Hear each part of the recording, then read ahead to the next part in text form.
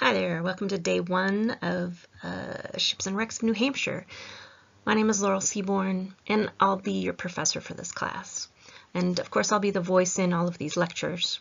So just to get us going, I really wanted to present you with some of these amazing maritime maps, old nautical charts, old maps that really give us a concept of how the maritime world interacted with the colonies, and then through the ages, how that focus was on waterborne trade and how things circulated before roads really became what we think of as a map. So let's get started. So as we go through these and you're looking at these old maps, nautical charts, what are you looking for? So part of being involved in investigating what's here, you really want to search for clues of what's important to the creator. Why have they included that on this map or this chart? So you're really looking in the margins even, not just at the land masses that they're showing or that line that divides the shore from the ocean. So look at the illustrations for views of what the explorers saw, what the landscape looked like, what the people look like.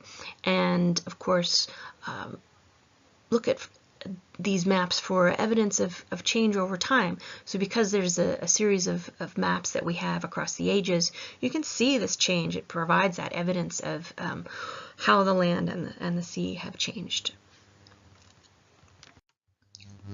So our first map. So this is published in 1616 from his explorations of 1614 by John Smith, as in the famous John Smith of Virginia.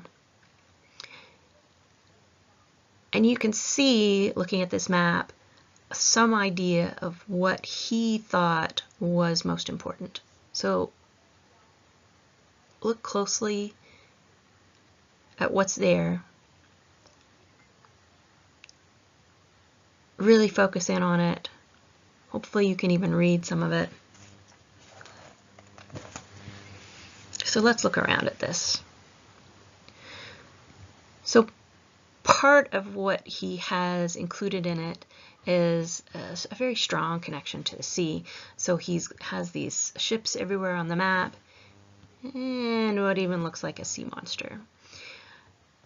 And so part of this transition as European settlers took over the coast, they took out at least John Smith did, the Native American names, and he replaced them all here with English city names in an attempt to impress his benefactor, Prince Charles of England. And this is the first time that we see on a map or chart the name of New England for this area.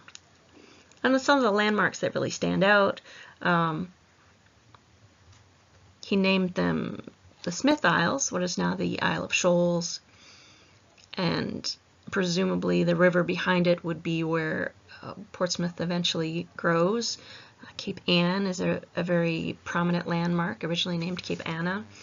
Further down to the south, you can see the River Charles, where Boston eventually is colonized, and what he calls Cape James. This would be Cape Cod here, and far north, the Penobscot Bay.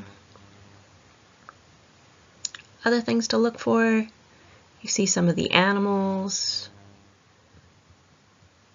although I doubt that he saw a leopard there, but perhaps some type of large cat.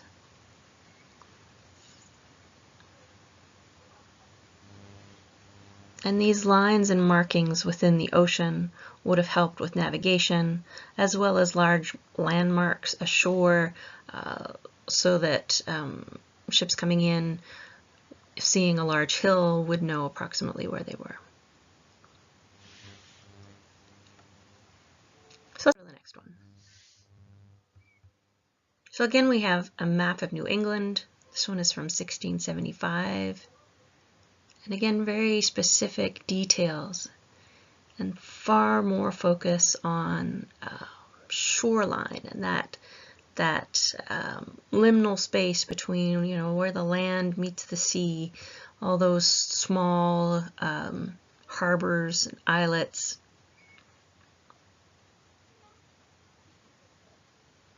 So have a look. What do you think might be important for them here?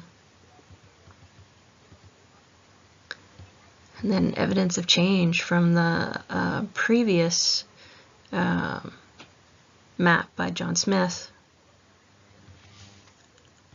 So we definitely have more detail of the bay where Boston is, and amazing detail in the Great Bay Area.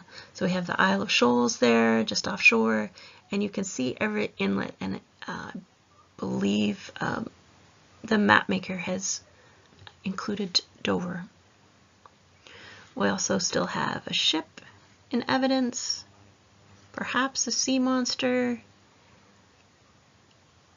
and great attention to shoals and fishing areas that would be very important to early settlers.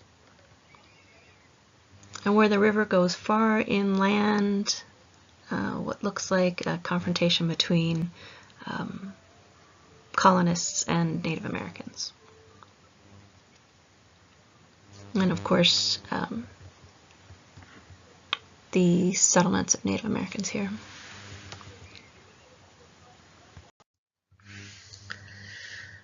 So just to give you some comparison, these contemporary maps that were created at that time are far different from, you know, how we view maps today. It's very clean lines. So on the left you have this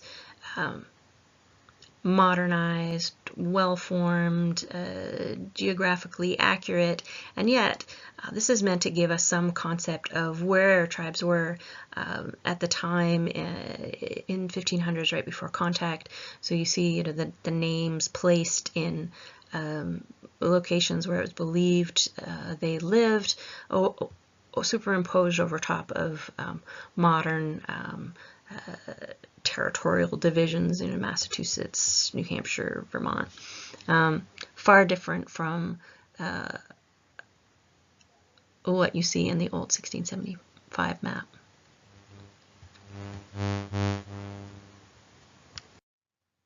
So let's move on to this map from 1729. You can see it extends a lot further than just New England.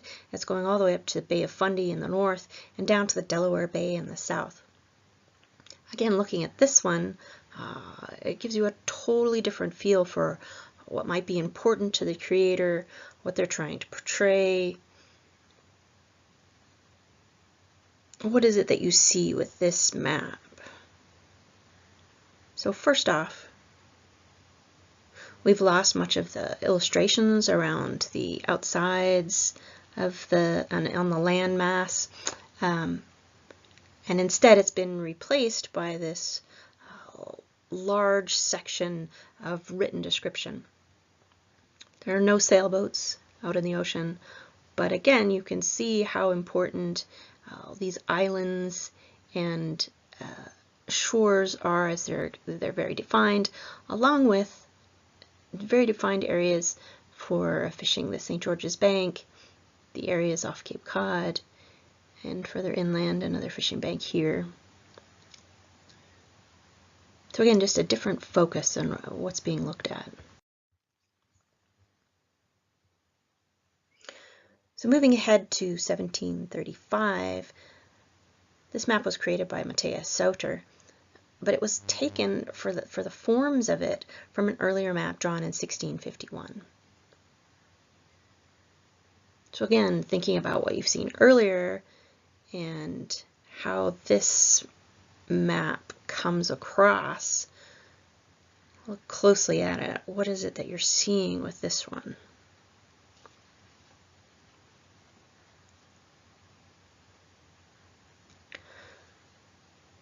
So the landmass, again, we have this huge area is becoming more defined, taking up more space within the frame. We're going all the way down to the, it looks like Chesapeake Bay in here, and up to perhaps the Penobscot Bay here. And we've lost all the small ships in the ocean, but we have this beautiful view of the waterfront section of New Amsterdam, showing the docks and the ships pulling in, the ships on this side. So the importance is still there, but it's more the interaction that they're showing between the trade, the shoreside merchants, and how those goods and cargoes come into the colonies. Farther out at sea, we have the shoals of fishing areas still portrayed. But the huge thing that stands out with this map is what he's drawn of the figures that he's focusing on. So this would be this view of the Indians or slaves. They seem to be bringing homage to a god that's enthroned here. So far different from some of the earlier maps and how it's structured. So next up we have this return of focus mostly to New England. This is from 1755. So again, you can see this shift to what's important, these runs of how far inland rivers go, and instead of ships out in the water, we're looking at these fortifications that have been included on land. But that route of trade and where those ports would be are still extremely important.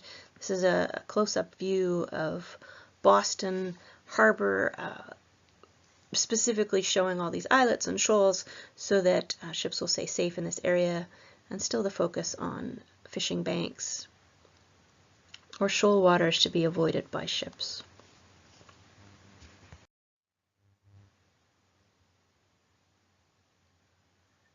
Next up is the 1780 map by Raynal and Bon. So this has more of a French focus. We've lost all of our ships out at sea, but it's far more detailed in where exactly those fishing shoals are, both small and large, and the delineations of land and where those political lines have been drawn now after the American Revolution.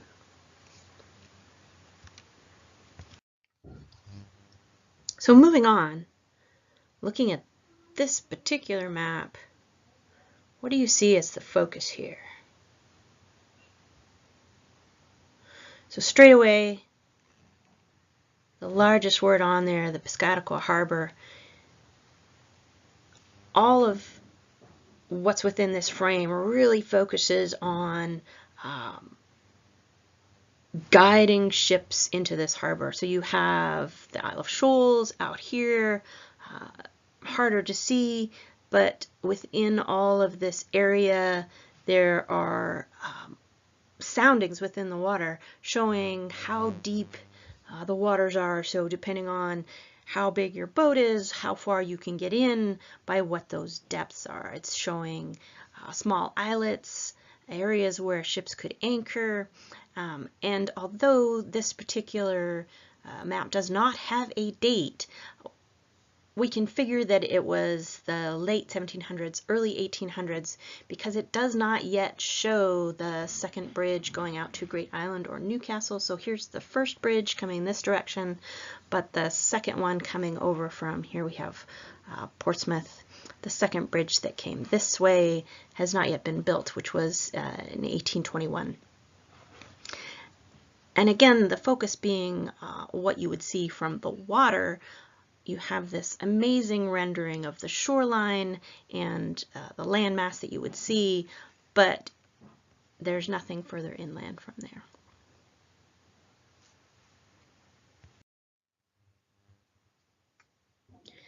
So from that large view, we move into this extremely tight focus that would have been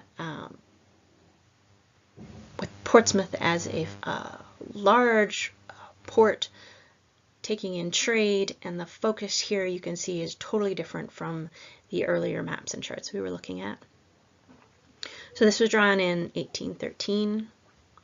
You have a beautiful design up in the right-hand corner for the title of the map. And as we're looking at Portsmouth itself, a lot of the focus is on the buildings within the city, the docks along the waterfront, but there's very little shown of islets or shoals or the water itself. It does show a puddle dock where boats used to come in to unload, and the South Mill Pond down here.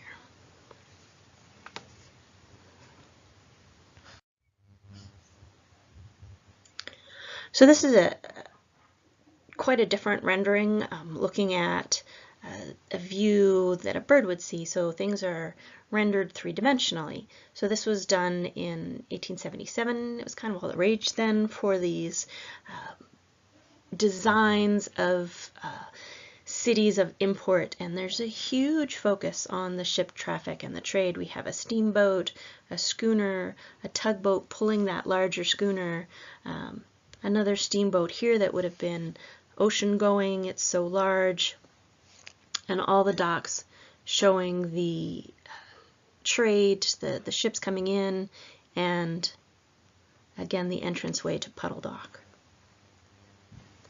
It also shows going in on the land, the train route that would have taken goods away from the harbor and far, far out to sea, past Great Island, the Atlantic Ocean itself, and some of the ships coming in.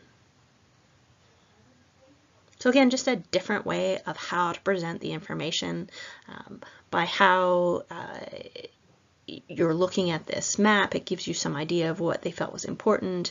And then within the key at the bottom, you have numbers giving you businesses that would have been located around the town, and those numbers would match to the buildings. It's just slightly difficult to see at this size. So finally, this map from 1890 of downtown Portsmouth. Again, the focus is on the city itself and the buildings within it, which we have here, but it does show the docks, and there's some stylization of the water on that side. And at this point we see that Puddle Dock has been removed, filled in with dirt, and there's no longer an access for small boats to bring in and unload cargo. So in conclusion, it's a fascinating way to look at what we know about the history in a particular era or location through old maps. By looking very closely at them, they give us clues to what's important for the creator. So whether that's sailing ships or sea monsters, fishing areas, and what, as you came in from the sea, would be visible on land. The illustrations that are around the outside gives these views that the creator who drew the map has of these newly contacted people or cultures. And it really gives evidence of change over time of what is known of the landscape or what is viewed as important and what is kept within the frame. Whether that be changes in the landscape or the seascape, it's all in evidence if you have a set of maps for an area over a time period, as we do with Portsmouth. So although there's no quiz attached to this lecture, there is a map question in the first quiz. So from here, we'll go on to our next lecture of early contact and colonial America.